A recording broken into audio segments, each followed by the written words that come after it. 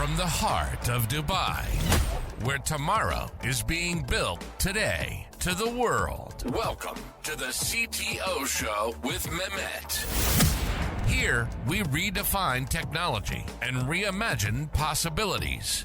With Mehmet, delve into the riveting realms of AI, cybersecurity, and digital technology. Experience the thrilling highs and lows of startups. Immerse yourself in the spirit of entrepreneurship and witness the future of business innovation being written in real time. Now, without further ado, let's tune in and explore the future. Hello and welcome back to a new episode of the CTO Show with Mehmet. Today I'm very pleased joining me, Mona Bavar. Mona, thank you very much for being here with me today. I really appreciate every guest, especially when they are early in the morning for them. So you're dialing from the US on the West Coast. And the way I was telling you before we start, like to do it is I keep it to my guests to introduce themselves. Tell us a little more about you, your journey, and what you're currently up to, and then we can start the discussion from there. It's gonna be an interesting one because we're gonna talk about everything related to technology, creativity, AI, and the future. So the floor is yours, Mona. Perfect. Thank you, Mehmet, first of all, for having me and also for your patience with all the confusion that we went back and forth. A little bit about myself. I'm the founder of DLISH, which is a gifting company uh, operating outside of Europe, mainly Italy. We source products and curate gift boxes for corporations. And that I started about 10 years ago. And recently, I started an AI agency because I saw how useful it was in my business when it came out. And it's called BlueApples.ai. And together with a bunch of friends, we help businesses implement AI into their systems while maintaining their brand authenticity. So that's something I'm very proud of and very excited about, especially in the day and age that we're living with. And a little bit more detail, originally Iranian and I grew up in the United States. So I'm very happy to be speaking with someone that is in the Middle East and hopefully sharing a bit of our stories to inspire and maybe engage other listeners.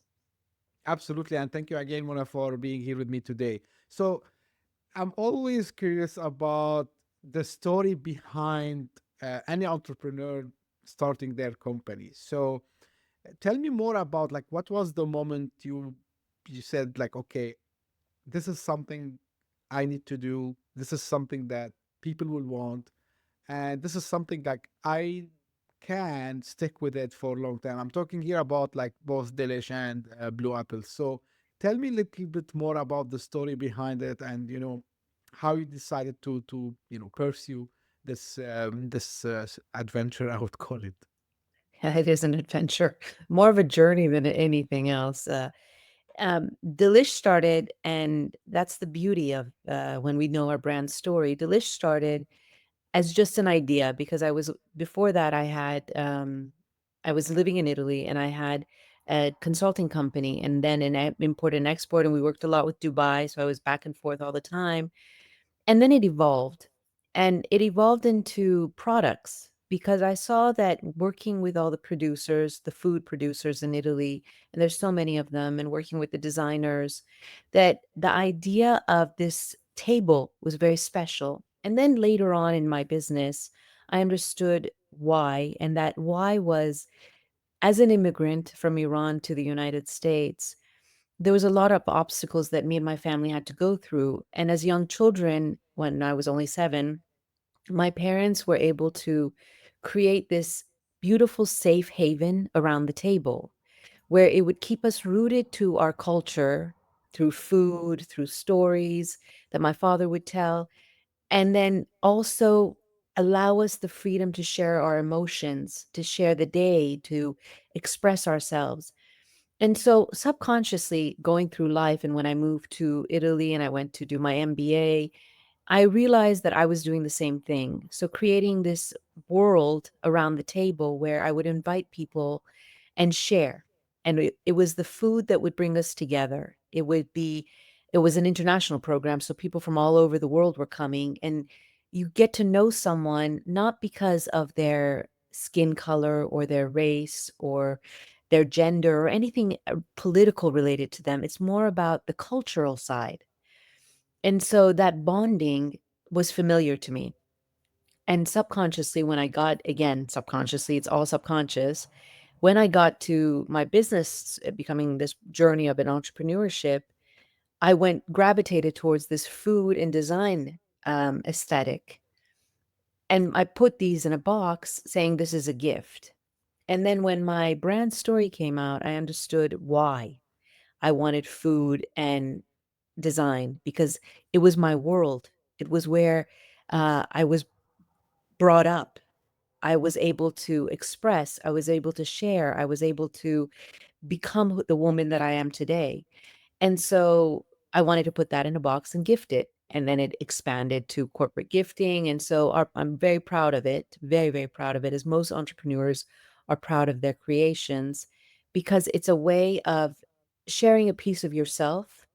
And my world just happens to be gifting. So you're gifting also a piece of a story that always comes back to a person and it resonates, because you will understand. And in storytelling or in brands that communicate and we have an emotional connection with them, it's always the stories that resonate that we gravitate towards. And so I think that was the why for Delish, which led then Abs- to the why for Blue Apples. Absolutely fascinating story. And like this is one of the main reasons why I love to do also the podcast is, you know, to get out, these stories like yours, Mona. So we inspire like fellow entrepreneurs. And, what a beautiful way you described it, especially like bringing, people together, and from cultural perspective, what that means for us also as well. Now, being in a place where creativity is mainly everything, right? So you're in branding, you're in gifting, and we touched base a little bit about your work with AI. So some people now currently are like into two, I would say, campaigns. So, or like, let's say they are mainly divided. So some people, yeah, AI all the way, let's use AI. And some people are like kind of, hey, you know what, like this AI creativity thing, it's like actually killing creativity, because the AI goes and find like existing works and just like try to rework it. And some people, they find it like it's not authentic. What's your what's your take on that, Mona, especially from someone who's into the creativity? That's a perfect question, Mehmet, because that is exactly what's happening today. The fact that AI has become so accessible, and when I speak about AI, I speak about either content, platforms that we use for content creation. So Hmm. any LLM, from ChatGPT to Gemini to Deeps to whatever it may be, and then maybe uh, image generation. But getting to be authentic and not generic, I think, is the creative side. So I started Blue Apples with friends once we all saw um, how it was helping us in our businesses. So remember, we've done the work. Our generation, I'm speaking about myself and my friends, I started the world of entrepreneurship about 15, 20 years ago. So in this place, you still had to do the work. We still had to sit down and research a marketing plan. We had to do a business plan. We had to understand so many little details about our business that wasn't so easily accessible. Today, which is wonderful that there's so many entrepreneurs, but what they're missing is the fact that you need to know how you're going to connect with your audience. So it's very easy to say, you know what, I'm going to generate I don't know, I'm going to put out an energy drink. And with that energy drink, I'm going to sell it. I'm going to market it. I'm going to go on social media. I'm going to do this. I'm going to do that. And yes, you'll probably scale. You'll probably get revenues. You'll do whatever it is that you need to do. But the danger is you're going to sound very generic. And there's not going to be any kind of a competitive advantage that you'll have. And in the world of where there's everything, and I call it the world of everything, you're going to become just like everybody else. So, how do you differentiate yourself is through that emotional connection. Think about yourself and how you connect to the brands. So when you sit down in front of a chat GPT and you say, write me a blog or write me a script, and then it comes out, oh, I'm so thrilled, or let's weave the tapestry of this and that, and using the vocabulary, the LLM vocabulary that it uses that I like to say, it's going to hurt you. And there's no longer creativity. And that's going to take it away from you. And so you become the let's say the follower of the AI because you don't know how to manage it. So when I speak about creativity in this world of tech or in this world of entrepreneurship, for whatever it is that you're doing, you still have to do the background work. And the background work means sitting down, asking yourself why. And that's exactly what we do with our clients. As a human, we sit down and we say, why did you start this energy drink business? Why did you just start this gifting business? Why did you start the coaching consulting? And so you have to understand all of this. So then when the person, your target audience, sits down in front of you and they want to purchase or they want to be a part of your community, you then resonate with them. You then inspire them. You then make them want to be a part of it. And you can't do that. Unfortunately or fortunately, I don't know how we want to look at it. AI is not there today. And I don't know that it will necessarily be there anytime soon because there is that element of a soul that we all possess and we all put into the things that we love. And we start these journeys of creation, whether it's an entrepreneur, whether it's building a family, whatever it may be, with a piece of that, giving it our heart, giving it our soul, giving it our love. And so that is what I identify as creation. So you do have to take a little step back to learn that, to understand your why. But then once you know it, that's when it starts to fly exponentially. Yeah, Mona, when you were talking about, this couple of examples came to my mind, and I think people in general, me included, everyone. So we tend to do two things. So we tend usually to, be skeptic sometime. And the second thing, we forget a lot. So people now talking, this is my point of view, and I wanted to be like kind of a conversation with you. So people now who complains about like, hey, like people goes and just copy paste from ChatGPT or any other like AI tool. It reminds me, how many times we used to see brands, right? Back in the days, before even the internet, I'm old that enough to see that, where you see like another shop. It used to happen a lot when I was kid. So there is a famous shop that does like, let's say, perfect any like local meal, right? So someone opens and they just change the logo quietly, they change the name very quietly, and they try to imitate them. So because us as a humans, I think we want the shortcuts, we want something fast. So here where people, for example, today they go to ChatGPT or any other tool, I think they are looking for a shortcut for something that they need to get out.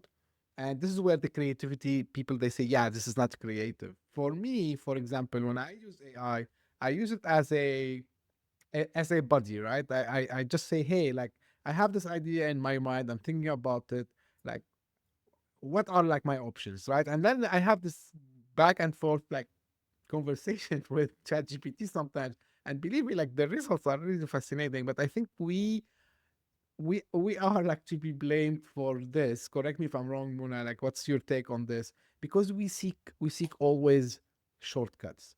And when it comes to creativity, in my opinion, there are no shortcuts. Like you need to go and do your homework. You need to go and really try to get something that can fascinate the world.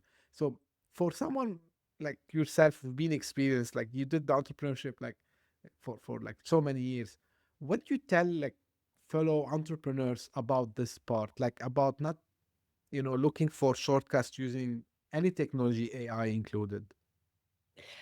That's a great question, Mehmet, and I totally agree with you. And you can definitely go ahead, use the shortcuts. But if you don't know, it's like getting behind a car and you're driving and you say, you know what, I'm going to do this. I'm going to go faster. I'm going to go weave through the cars. I'm going to take this route. I'm going to do this. Wonderful. You can do all of that. But if you don't know how to drive, you're not going to be able to succeed. You probably die. And so it's the same kind of thing. You may have an influencer and you say to them, okay, I'm going to give you my energy drink. Go ahead and do whatever you want with it. Sell it. I want to sell it. I have 100,000 cases. I want to get rid of them. Let's sell them. Wonderful. You do that. Maybe you won't sell all of it. Maybe you will sell all of it, and maybe you've done it in a shortcut way, or you've done it in the long way. But what comes after? So what we forget today with the new entrepreneurs that are coming out, with people that are left and right starting businesses or getting even creative in ways, is where's the longevity? How long is this going to span? What is the because remember, I say entrepreneurial journey, and a journey is not something that happens and you get there really quickly. There are along the way, you may have a stop, and you'll go and you'll do something really fast, which is wonderful, but you want to enjoy the process of creation, right? I mean, Coca-Cola didn't become Coca-Cola overnight. It's been what almost a century, if I'm not wrong, maybe more than a century. And you look at that and you say, as an entrepreneur, I say, yeah, that's the legacy I want to leave. And I believe that's the difference between true entrepreneurship and let me just start a business and do something and walk away. Uh, One thing that I'm grateful for, I'm a Generation X, and I'm proud to say I'm 53 years old and I've worked hard at becoming 53. And so I was fortunate, and I always say this to my friends, and I say it to my niece and nephew who are a completely different generation. I have been fortunate enough to see so much and to live so much. It's been hard.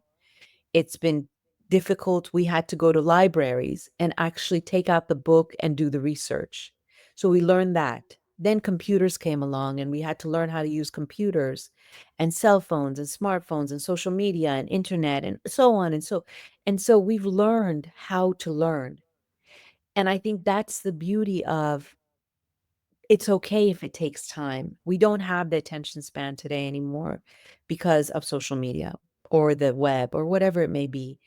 And that's a pity because we forget that the process of discovery is beautiful. The process of creating is beautiful. And that from that you reap a lot more rewards than that instant reward that you reap. So when you sit down in front of ChatGPT or you sit down in front of whatever LLM or platform that you're using and you say, "Oh my God, look how fast I generated this," or "Look how fast I automated and look how fast I did this." Fine, and it's great, and I do it. Of course I do it. But remember, you need to have that uh, bag of goodies that you cultivated throughout the years and through experience that you bring to the table. Because otherwise, you're just going to be one of those that the wind will blow away. And if that's what you want, great. Yes, you planted it, you got the flower, and you're not worried about the next year. And so good for you. Do it the shortcut. But then I'm not that person, and maybe most entrepreneurs are not that person, or maybe some are not that person. And I think that's where the difference lies. It's between the long game or the short game. Right. Mona, let's, have a, look on the positive sides, right? So have you seen or anything like you might give us example where people utilize AI into, in a creative way, let's call it this way, when it comes to storytelling and branding, for example, like anything that you can share on that? Because I still believe, as I was telling you, like yes, don't copy paste from ChatGPT or any other LM tool, but I'm sure there are like ways and success stories that you might want to share with us today about utilizing it for proper storytelling strategies, proper branding strategies. Absolutely. Absolutely. And we do that. I don't want anyone to think that it's the LLM is the or any kind of AI is the bad guy and we should avoid it. We use it and we use it very successfully. And I think the best way that anyone can sit down in front of it and say, listen, this is a little bit about myself. First of all, you might want to, all of us have some kind of internet footprint, a web footprint. So ChatGPT or whatever you use knows this. And so from there, you can get it to understand you. So we had a client, she's very successful. She came to us, based in the UK, clothing brand. And she said, I want to relaunch my brand and I want to make it exclusive. I don't want to be on social media anymore. And I don't want it to be e-commerce anymore. And we said, okay, let's approach that strategy. So we use ChatGPT for ideation. Give us some ideas as to how we can do it. And it was wonderful. We had to tell the story, the brand story, so that we can communicate it across all the marketing material that's going to be put out there. So we sat with ChatGPT and said, okay, give us an outline as to how to communicate this messaging, the different channels that we can use. And then, so you take it step by step and you start always with outlines. And so the story that came out from her after she did the interview with us personally, ChatGPT was able to help us write through an outline, not word for word, but because we prefer to use copywriting. Myself personally love to write. So I still like to do that. But why not? Why not have it generate the outline for you? Why not help it give you direction? We have another customer, a client that we came in. She is an e-commerce line for a beauty product. And the beauty product, she needed help with conversion. And so, and I want to put this in parentheses. No one should ever make the mistake to think that SEO is dead now because ChatGPT or Gemini or Claude or any of them can generate keywords for you. I made that mistake personally for my business and I lost. And I had to rehire an SEO agency. So that's in parentheses. So we went through this, and she said, I want the product descriptions to convert. And we, together with our SEO team, we sat down and we said, okay, how do we do this? We took ideas from ChatGPT, and Gemini is a really good one for product descriptions that convert. And we asked, okay, what is it that the ideal customer for this beauty product wants to read? What is it that's going to resonate with them? That's going to say, you know what, I'm going to spend $150 on a pure bottle of oil because it's what I want to do. So obviously there you have to do a little bit of the research, and ChatGPT is great for demographics. Once you know who your ideal target audience is, but remember, again, it always goes back to giving some kind of an input. So you can't just sit and say, okay, hi, tell me what I do. Tell me about this. Give it something. Say, this is my price point. This is the the raw material that goes into my products. And then you say, let's give me an idea as to how to lay out this product description. And then you work with your copywriter, your SEO, or even with ChatGPT to get it out. And that was very successful for them. Another one is strategy. We have a hookah brand, a shisha brand, Nargila, very successful, very global. They needed market research done in order to understand what markets they can penetrate and grow in. And we did a full market research together with um, both Gemini and ChatGPT in order to gather data that isn't so easy to gather back before AI. So there's been a lot of cases, and we have a lot of case studies that we share where there are success stories. But again, I always say it's like a recipe. You need all the ingredients in order to make the perfect chocolate souffle. And that's where I think if everyone has it, do it in any way that you think. And most importantly, have fun with it. No? Absolutely. And you just touch it on the right place, I would say. It's about asking the right questions, right? So today I was watching this, it appeared many times, but I just remembered. So this famous video from Steve Jobs in 1985, and he was having this vision. He was telling like, hey, do you know who was the mentor of Alexander the Great? And he was talking about Aristotle, right? And he was saying, imagine if you can go and ask, and of course I can ask, but imagine that if someone answers in Aristotle way. And I think the AI today is kind of course, not only Aristotle. So the the LLM are so powerful because I think all the knowledge of humanity, which is sitting somewhere, right? It's been like trained on this data for years. They've been working on it for years. So now it's in our fingertips. And then, I related this to what you said now because about the context, about giving the right context.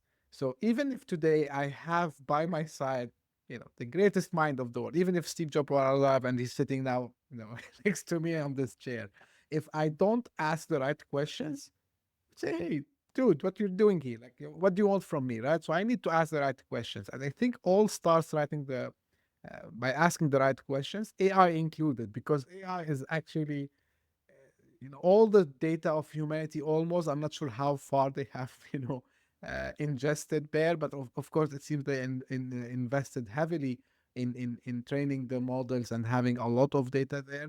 And to your point, Mona, I think this is where the creativity comes up. If we have to be creative in asking questions, and I think people forget something very important. Like every inventor, every entrepreneur, they started by questioning. They ask why it's done this way, why we have to do it this way. And then you go and, like you start to try to find out solutions, you try to be creative. And I think LLMs are just, as you said, tools for us. When, to your point, like for me, it's like a magic because, um, yeah, I wish I had it when I was in school because I'm sure I would do like much more cooler things with it. But, but anyway, not Yes. never too late, never too late. But now in this age of AI, and all what we think, we live in in a world full of noise, speed, um, and everyone trying to leverage at the same time the technology that we have, whether it's AI or something else.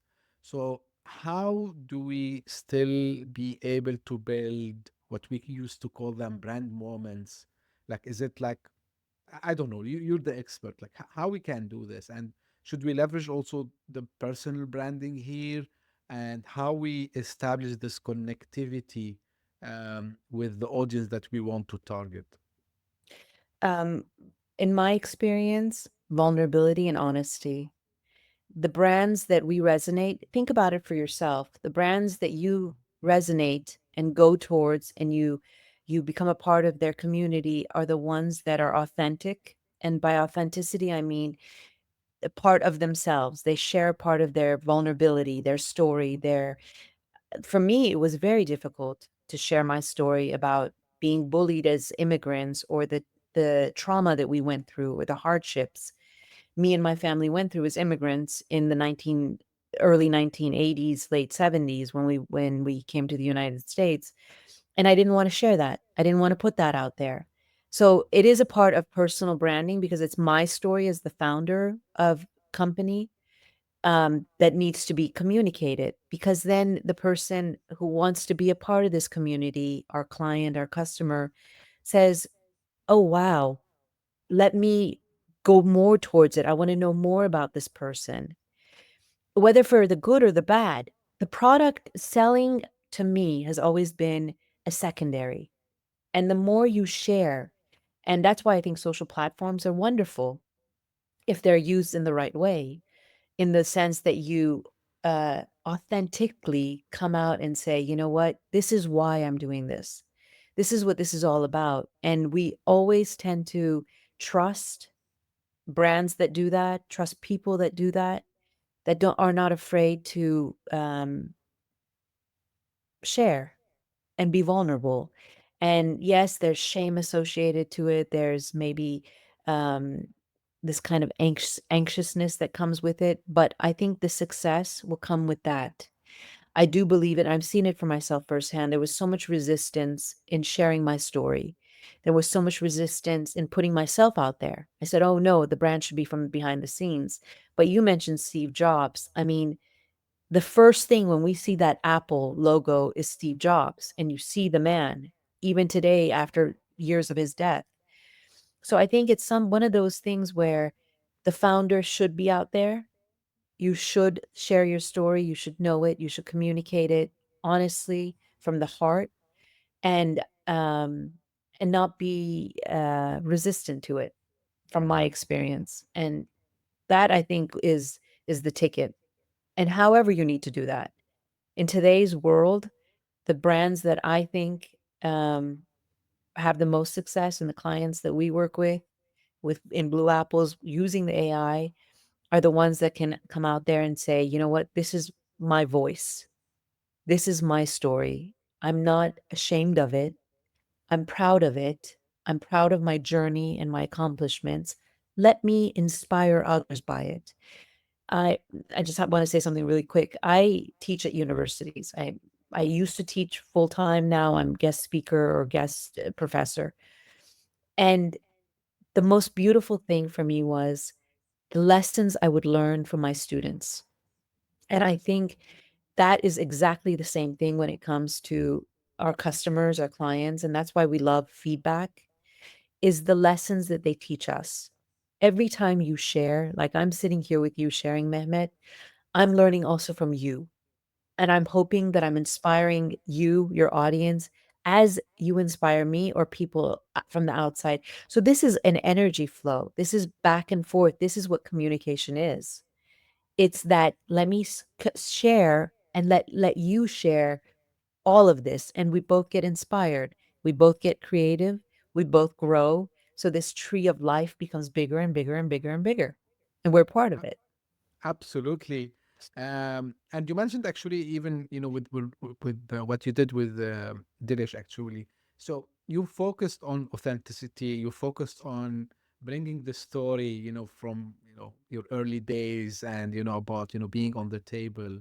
And this is actually reflects into customer centricity, right? So putting the customer in the front. Yeah, I use Steve Jobs as example a lot. I know like the man wasn't perfect, but for me, he's a role model in entrepreneurship, in startups, coming from tech background myself.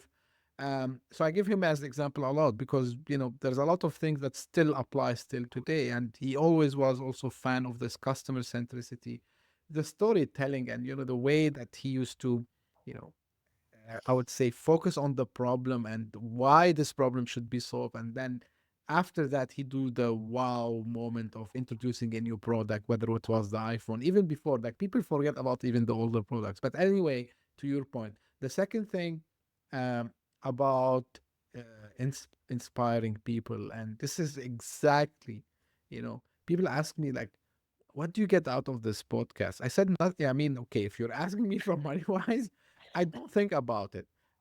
For me, I wanted to do an impact somehow, and I found like podcasting is my thing because I really enjoy it.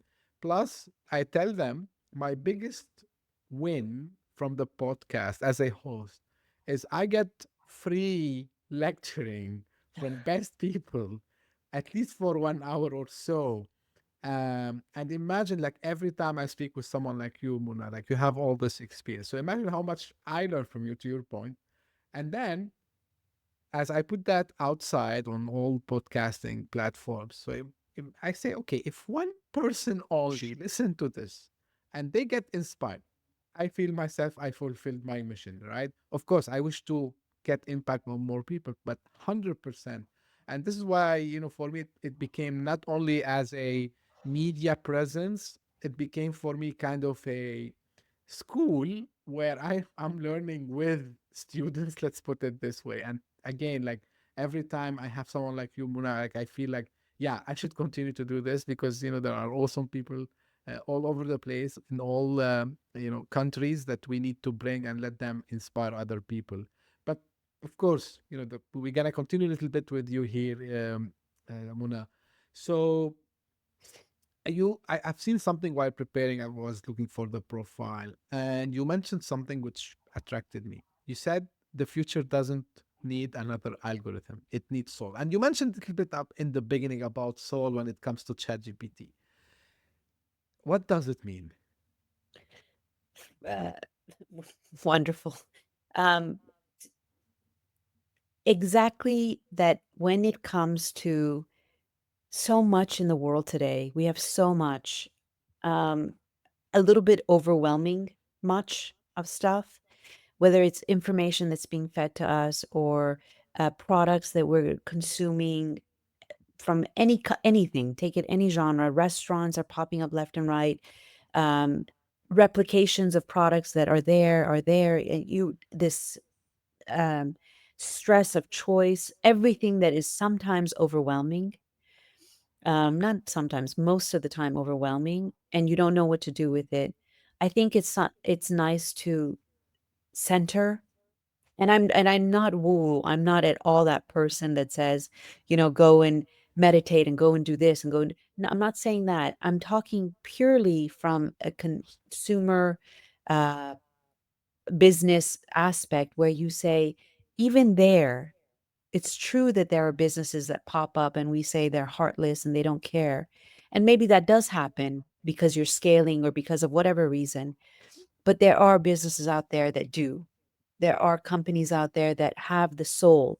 And by that soul, I mean that reason why you started it. So if you maintain that, and it ends up happening a lot where you sell a part of your business, the bigger companies come in and then they want to redo something about it. And that often that soul is gone.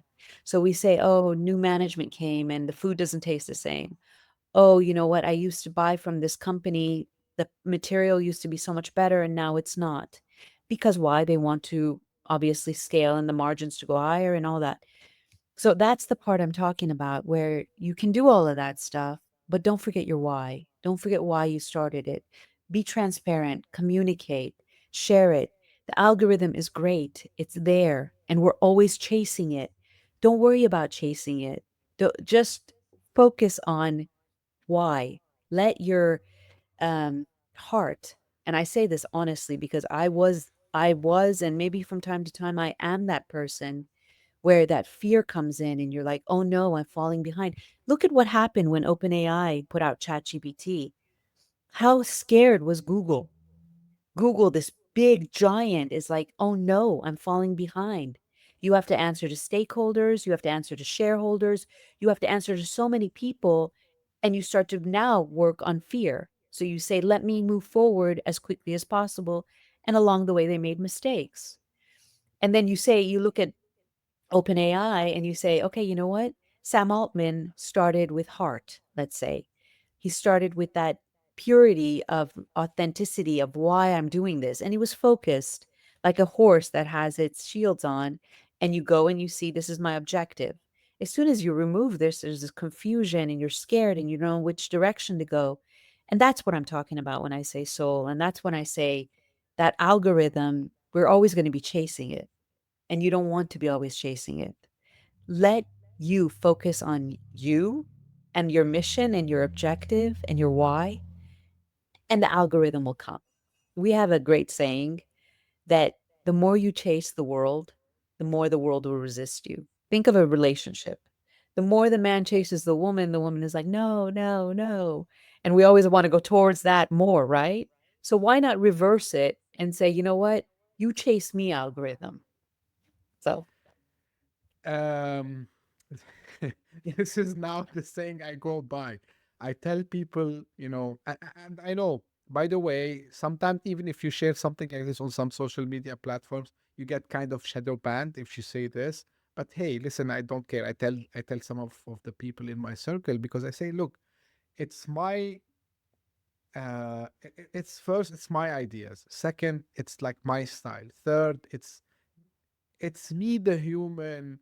Social media and systems and tech are machines. And I come from a technology background, by the way. Like, I'm very excited about anything tech, but I tell people, I actually, we invented computer programming. Actually, the first thing I remember still till now when I took the first course ever about computer science is that it's called instruction set. So you give the computer the instruction to tell it what it does. It doesn't have to be the other way around. So never ever I tell people a machine will tell me how should I write, should I post myself holding a cup of coffee? Or, so I have like better impressions on LinkedIn, for example. I tell them this is completely for me nonsense because I'm sometimes more aggressive, but I won't like say it here. I said, like, I'm not going to follow what the algorithms want. Like, simple. Okay, if it's something good, I would do it, of course.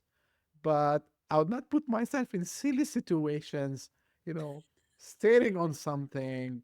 drinking coffee, just to get these likes and say, hey, guess what? The likes are just also gamifications because you are getting the likes today. Okay, let's talk after 10 years. So this is the question I ask people nowadays. Okay, you're doing all this. Imagine yourself after 10 years.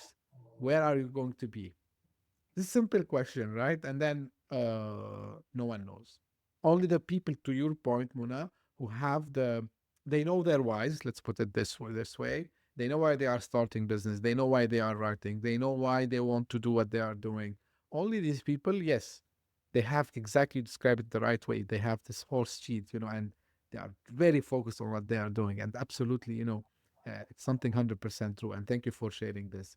As we're close to an end, Muna, you know, maybe if you want to give advice to leaders or maybe fellow entrepreneurs who want to build this, uh, borderless brands and anything that you think it would be beneficial for them. And of course, I want to ask you also as well to let us know where people can get in touch and know more about your work. Um, First of all, advice. I always say the best advice is what you're living. But if I had to say anything from my own experience, is be flexible. Because for so many years of my life, when I got into the professional world, I come from finance, so I think that's my rigid square. Think like with the right side of the brain. So don't be afraid. Don't be afraid to explore, even if it means sitting down in front of ChatGPT. It's a great tool for bringing out creativity, and it helped me a lot. Don't be afraid to sit down and have fun with it. Just ask the silliest questions that you want. Have just fun, and you'd be surprised what it can feed out and give you, and how comfortable you start to get with yourself. So maybe that would be my best advice that I could give, because I didn't do it. For so many years, I didn't.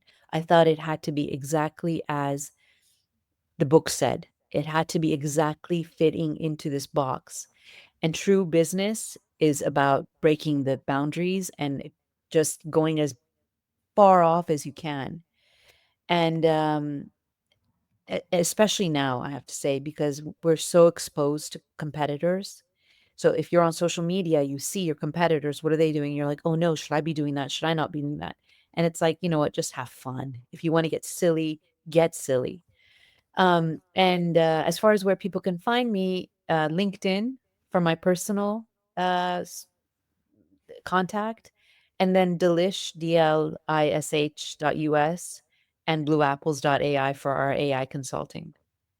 Great. And again, thank you very much, Muna, for this engaging discussion today. I love when I can mix with guests like yourself, things which are too much tech, but which are too much human also as well, which I think you did it in a very fantastic way. So really, I thank you very much. And again, thank you for making it early in the morning for you. Thank you.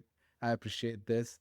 And of course, for the audience, you don't need to go and find out. I'm gonna put all the links in the show notes if you're listening on your favorite podcasting platform, or if you're watching, of course, this you can find it also in the description. And this is the final thing I do it for the audience. This is for you, audience. If you just discovered this podcast by luck, thank you for passing by. I hope you enjoyed it. If you did so, please give me a favor and subscribe, share it with your friends and colleagues. We're trying to make more impact on people. And if you are one of the people who keeps coming again and again, thank you very, very, very much. This year, you were fantastic. Uh, all your comments, all your messages reached out.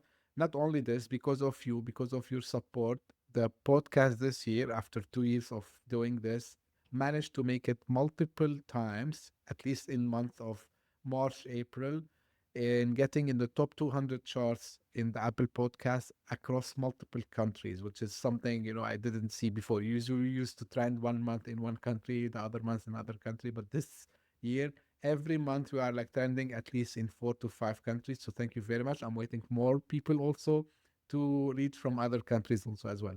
And as I say always, stay tuned for a new episode very soon.